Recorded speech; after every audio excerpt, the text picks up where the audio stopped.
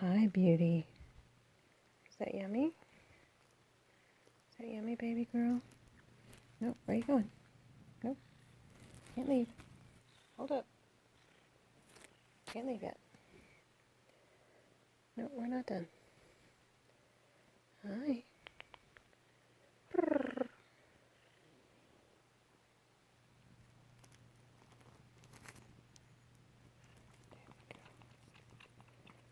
Good girl.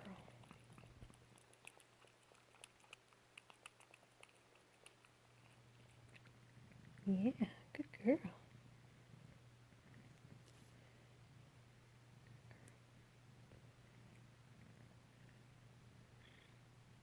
baby.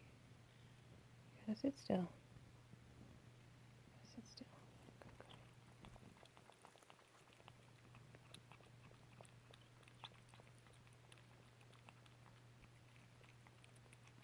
Yeah.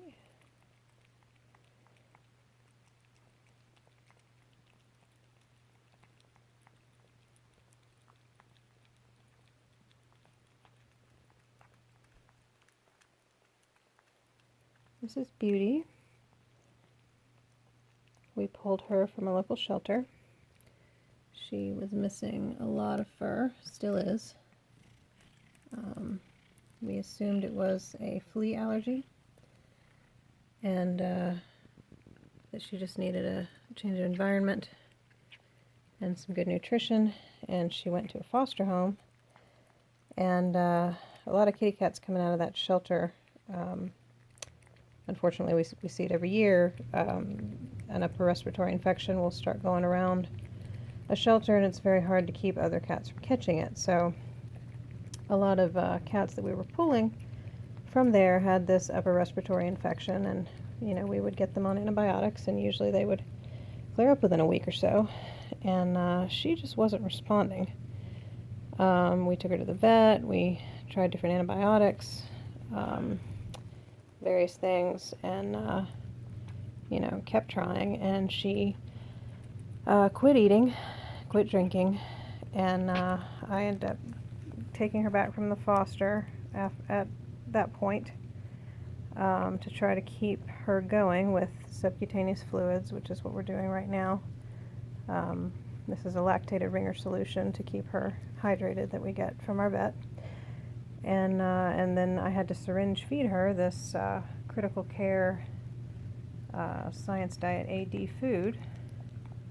And let me tell you, doing this for an adult cat, trying to get enough in them when they don't want to eat, when they can't breathe. There was mucus just pouring out of her nose. Her membranes were swollen. Her throat was swollen. It was painful for her to eat. Steroid shots that normally help relieve some of those symptoms did absolutely nothing for her. And she continued to lose weight.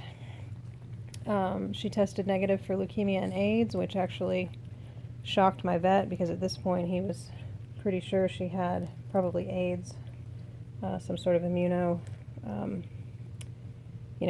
disease. But she was negative. So at that point, we really didn't know what to do. He wanted to send her as a referral to Auburn, which unfortunately is not something we were going to be able to afford specialists for this kitty cat when we have so many at the rescue right now. And she was taking up a lot of time to care for, which is not good during the height of kitten season, because we have a lot of critical little babies that need my attention as well. So it was decided that we would try a new antibiotic that she hadn't been on yet, and keep trying to feed her. And if she hadn't regained her appetite within a week, we were probably going to euthanize her, just because it was merciful because of the way she was losing weight. She's pretty skeletal at this point. She's lost about 1.5 pounds to 2 pounds from the point that we had to start syringe feeding her, which is a lot. I mean, that's a big percentage of this kitty cat's overall weight. And we were having to do these fluids multiple times a day just to keep her hydrated. At one point, and she was always very quiet and listless, And then a few days ago, she all of a sudden got very vocal and very agitated, like she had somewhere to be. And I took her to the vet. There was some blood on her back end that I couldn't really tell where it was coming from. We actually thought she was urinating it, and it was said to me that some meds that we had her on could cause some blood in the urine, so they told us to back off. And because she was acting actually like she felt better, they weren't overly concerned. And she started eating again, just out of the blue. I mean, this is after 2 weeks of not eating a single bite on her own. So, I was happy about that. And then over the course of the next 24 hours, when we got up the next morning, there was a lot of blood and foreign tissue that was pretty evident at that point. She had either had some sort of a miscarriage, or she had some sort of a false pregnancy or uterine infection that went undiagnosed. Because of her other symptoms, it was never even considered that she could be pregnant. Her condition was such that there were no outward signs of a pregnancy, nothing to indicate that this poor little kitty cat could be pregnant. And her agitation that morning apparently was her going into this sort of labor to expel, the things that came out. They didn't even really resemble kittens, so they're still not sure if this was a pregnancy gone bad or a bad infected uterus. More than likely it was a pregnancy, but